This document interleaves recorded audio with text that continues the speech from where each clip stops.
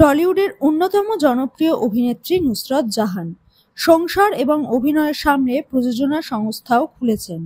স্বামী যশ দাশগুপ্তর সঙ্গে যৌথভাবে প্রযোজনা সামলাচ্ছেন তিনি।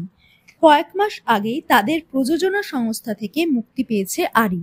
তারপরই যশ এবং নুসরতের সম্পর্কে সমস্যা তৈরি হয়, যা সর্বসম্মুখে আসতে নেটপাড়াও উত্তাল হয়ে যায়। সেই সময় তারা দুজন আলাদা আলাদা বেড়াতেও গেছিলেন। যশ তার বড় ছেলেকে নিয়ে গেছিলেন বিদেশে, আর নুসরত ঈশানকে নিয়ে গেছিলেন পাহাড়ে। সেই সময় তাদের সোশ্যাল মিডিয়াতেও আনফলো দেখাচ্ছিল। অভিনেতা বলেছিলেন এটা একটা টেকনিক্যাল সমস্যা, তার টেকনিক্যাল টিম বিষয়টা দেখছে। অভিনেত্রী অবশ্য এ বিষয়ে কোনো মন্তব্য করেননি। শোনা গেছিল তৃতীয় ব্যক্তিকে ঘিরেই তাদের মধ্যে অশান্তি হয়েছিল। এসব এখন অতীত। আপাতত ছেলেদের নিয়ে হ্যাপি ফ্যামিলি তাদের। তবে ঈশানের জন্মের সময় থেকেই তার পিতৃ পরিচয় নিয়ে চর্চা শুরু হয়।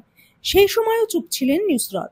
তার অনুরাগীরাও ঈশানের বিষয়ে জানতে আগ্রহী থাকেন, কিন্তু নায়িকা সমাজ মাধ্যমে ঈশানের ছবি বা তার কীর্তি কোনোটাই প্রকাশ্যে আনেন না।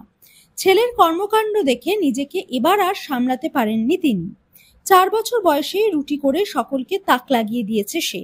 একেবারে গোল রুটি। তার সেই ছবি পোস্ট করে বাহবা দিয়েছেন নায়িকা। তিনি লেখেন, ছেলে যখন মায়ের জন্য রুটি বানায়। এই পোস্ট দেখেই ঈশানের প্রশংসায় পঞ্চমুখ নেটিজেনরা। তাদের মতে মায়ের মতোই হয়েছে ছেলে। নুসরত যেমন অভিনয়ের পাশাপাশি রান্নায়ও দক্ষ, তেমনই হয়েছে ঈশান। নুসরতের হাতের রান্না যে খেয়েছে সেই বলেছে নায়িকা পাকা রাঁধুনি, আবার ভালো আঁকতেও পারেন। হয়তো ঈশানও সেরকমই হবে।